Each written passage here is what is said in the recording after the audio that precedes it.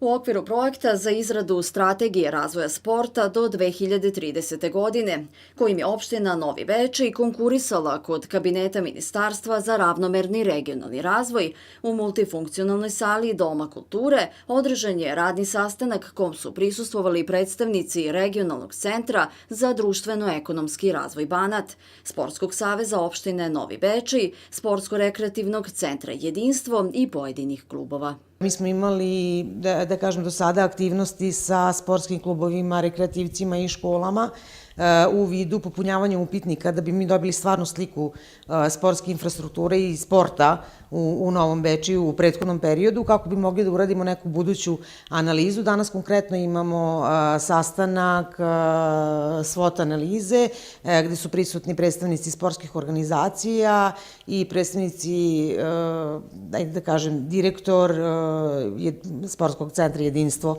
iz Novog Bečeja i sad radimo na nekim pretnjama, šansama, mogućnostima i snagama koje postoje ovde u Novom Bečeju kako bi mogli dalje da uradimo viziju sporta u Novom Bečeju, kako bi to trebalo da izgleda 2030. godine.